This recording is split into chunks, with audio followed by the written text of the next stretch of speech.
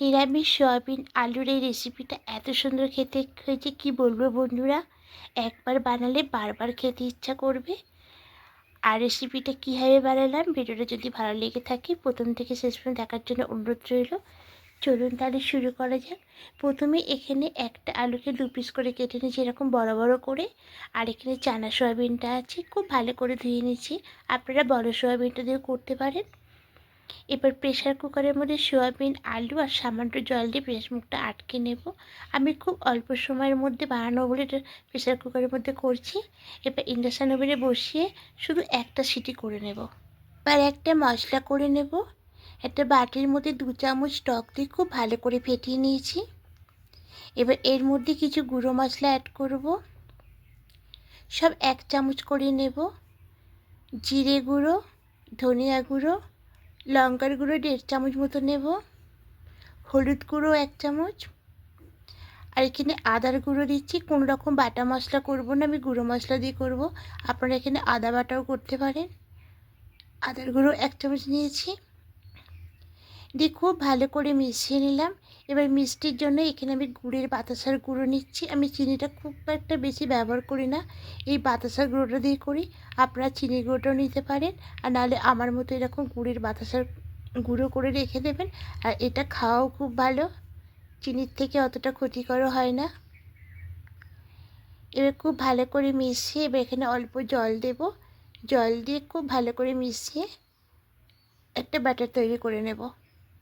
একটা সিটি হয়ে গেছে, প্রেসার কুকারে হাওয়াটা বেরিয়ে গেছে, তা ঠান্ডা হয়ে গেছে। আমি খুলে নিলাম ঢাকাটা। এবার এটা একটা ছিদ্র করা থালার মধ্যে ঢেলে নেব।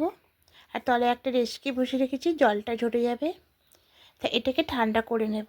এদিকে একটা কড়াই বসিয়ে দিয়েছি, কড়াইয়ের মধ্যে বেশ কিছুটা সর্ষের তেল দেব। এবার তেলের মধ্যে প্রথমে আলুগুলোকে ভেজে নেব। তা আলুগুলো খোসাগুলো ছাড়িয়ে ঠিক এরকম করে কেটে নিয়েছি। এবার সামান্য একটু লবণ দিয়ে একটু নাড়াচাড়া করে নেব। আলুগুলো লাল করে ভাজা হয়ে গেছে, ঠিক এই সময়তে সোয়াবিনগুলো দিয়ে দেব। সোয়াবিনগুলো আগে থেকে চেপে চেপে জল বার করে নিয়েছিলাম। এবার আলু সোয়াবিন একসঙ্গে আবার একটু ভেজে নেব। আলুর সাথে সোয়াবিনটাও ভাজা হয়ে গেছে। এবার এটা নামিয়ে নিয়ে কড়াইটা পরিষ্কার করে ফিরে আসছি। কড়াইটা পরিষ্কার করে আবার বসিয়ে দিয়েছি। এবার কড়াইয়ের মধ্যে বেশ কিছুটা সর্ষের তেল দেব। এবার তেলের মধ্যে ফোড়নে দেব গোটা জিরে, গোটা গরম মশলা, 2টো তেজপাতা। একটু নাড়াচাড়া করে ভেজে নেব। এবার এখানে যে মশলাটা করে রেখেছিলাম, এবার ওই মশলাটা দিয়ে দেব। দিয়ে খুব ভালো করে একটু কষিয়ে নেব। এর মধ্যে পরিমাণ মতো লবণটাও অ্যাড করব। দিয়ে আবারও খুব ভালো করে কষিয়ে নেব। খুব ভালো করে কষিয়ে নিয়েছি, মশলা থেকে তেল ছাড়তে শুরু করে দিয়েছি। এই সময়তে ভেজে রাখা আলু সোয়াবিনটা দিয়ে দেব। দিয়ে মশলার সঙ্গে খুব ভালো করে মিশিয়ে নেব। এইভাবে আরও একটু কষিয়ে নেব। ভালো করে কষিয়ে নিয়েছি। এখানে বাটি ধোয়া জলটা দিয়ে দেবো। দিয়ে একটু নাড়াচাড়া করে এখানে জলটা অ্যাড করব। এখানে গরম জল অ্যাড করছি।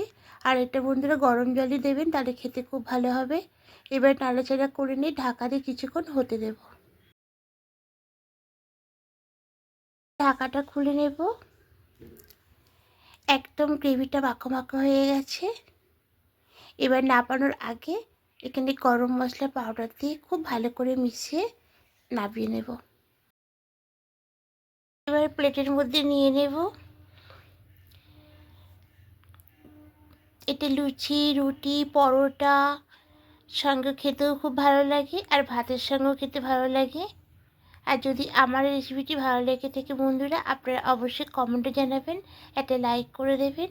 আর যারা নতুন বন্ধুরা দেখছেন এখনও পর্যন্ত সাবস্ক্রাইব করেননি, তাদের কাছে অনুরোধ রইল সাবস্ক্রাইব করে পাশে থাকার জন্য। আমিও আপনাদের পাশে থাকবো। আবার কোনো রেসিপি নিয়ে চলে আসবো। আজকের মতো টাটা।